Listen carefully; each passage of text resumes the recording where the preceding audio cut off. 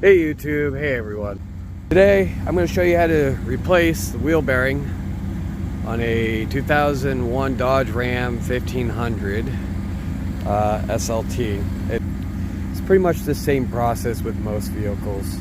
Right now, use my breaker bar to take off the lug nuts, and after that I'm going to jack it up so that it's lifted, and I'm going to put that stand underneath it, keep it propped up, and then I'm going to put the tire somewhere safe underneath there in case the stand falls, because it is icy. The only thing I would suggest is if you could do it on a more leveled area versus a hill, and preferably not ice. Do this at your own risk. Since we don't really have much options, this is what I'm left with. So Christmas Eve, the passenger side wheel bearing went, and now this one is grinding and whining, so now I got to replace this one. I already got the part, so I'm gonna get to it. Alright, so once you get to this part, I usually put the tire underneath in case this thing tips over and falls. I'm leaving that there, and then I have that there as an extra support. So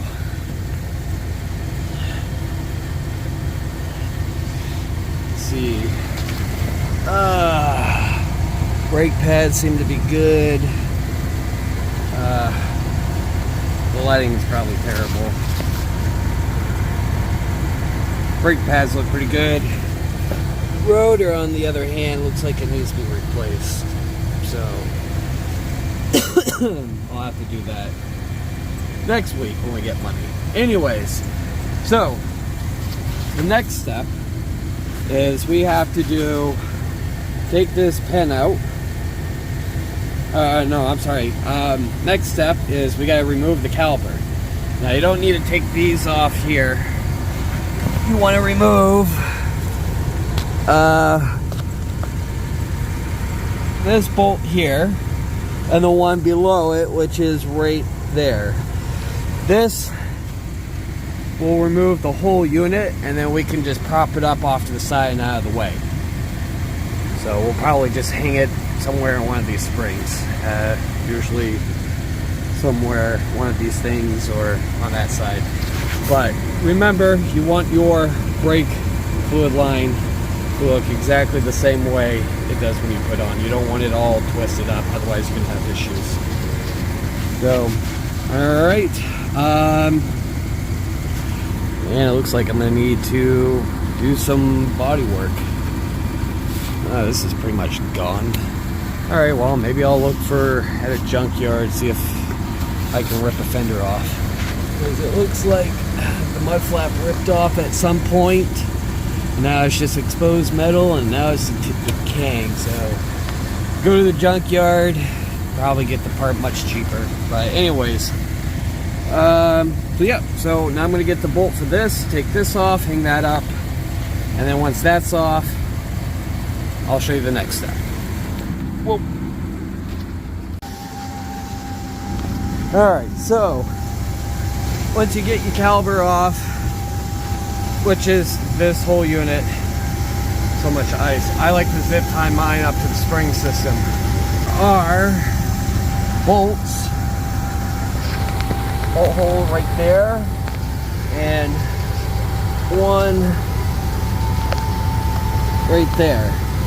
So you take those two out, you don't have to take the whole brake pad system out, just the whole caliper. Anyways, I was having issues getting this off because everything was frozen. So I had to use my breaker bar and my impact gun. But if you don't have an impact gun, I just use the impact gun to take the bolts out faster once they're loose. But the breaker bar and this here, these two, I was able to get it off. What I did is I ended up taking the wider opening, putting it in like this, so I had a little bit more leverage. Anyways,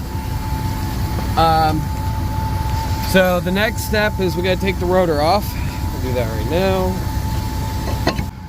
So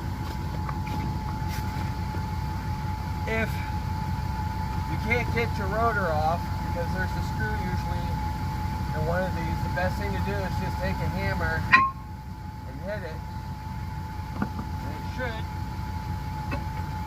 theoretically come off. Now, if you can't get it off after you hit it,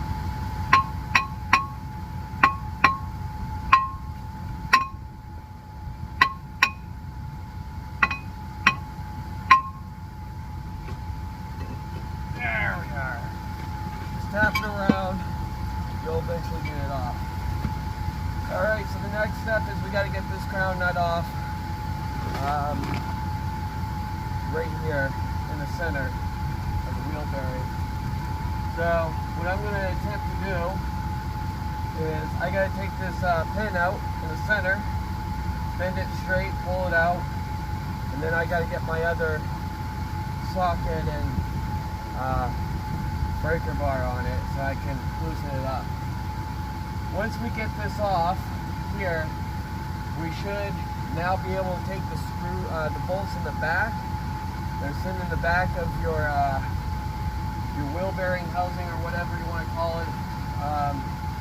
Probably using the wrong words. I'll have to look it up and put it in the subtitles. Anyways, if the bolts give you a hard time, you don't want to strip the bolts because once they're stripped, you gotta get new ones. So if I have a hard time with it being so cold here, I was given some advice by one of the employees at the Napa Auto Parts store. You take a cold steel chisel and you break the ears, and what that will do is that will release the grip or the tension on the bolt. So it'll be a little more easier, but you do have to be very careful of doing it. And if it comes to that, I will show you how to do that in a careful, controlled manner. So, alright.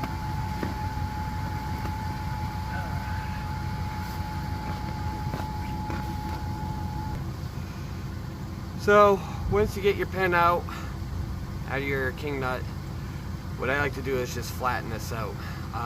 You want to be careful if you don't have a replacement.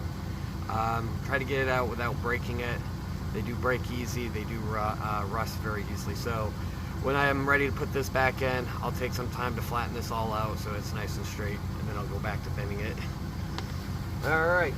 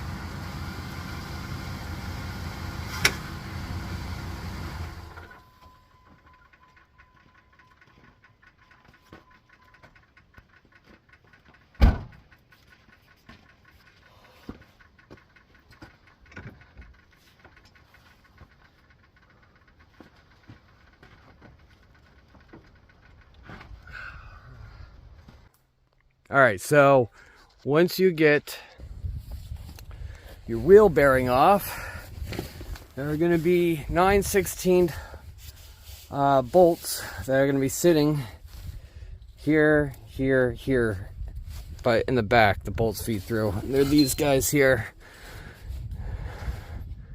They're 12 points, 9/16. I got it off with the ratchet over there. This one, unfortunately, did not work with the 9/16. It stripped, so I had to put a 14mm on there and pound it on there. It did not want to go on, so I had to finagle it quite a bit to get it on. And then I got the socket on, Then I have my big breaker bar here. You want it, trust me, you'll need it. So the direction on the driver's side, you have to turn clockwise to loosen. So anyways, I also did the tire rod here, which I basically took the nut off, dropped, loosened this up, and then was able to twist this off. Sometimes you have to kind of pry it a little bit. Usually just in the seam there, stick a big flat head in and pry it open just enough. Then you want to take some clamps once you get this thread on, kind of clamp it just gentle, and then this will do the rest of the clamping. But anyways, so this was 34 turns. Everyone's vehicle is different. So when you turn it, I did counterclockwise to spin out. So from this position, I did a full turn, 1, 2, all the way to 34. And that's how I was able to get it back on. And then I just push it up, thread it back on.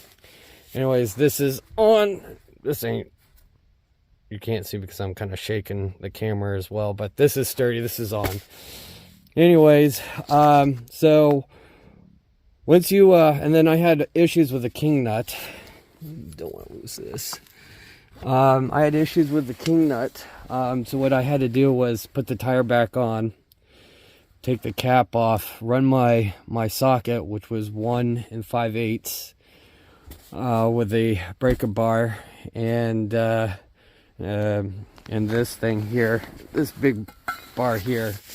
And again, you want to go go clockwise when you're turning it off. Anyways, so after I broke the nut free, I basically just, oh yeah, I'm gonna have to do these too. This is gonna be fun. Where's the okay, there's the clips here. So what I'm gonna do is I gotta replace these. I got the parts for it. So what I'm gonna probably end up doing here, yeah, that's way too much play. So I'm gonna try to get the ice build up around here, get that off.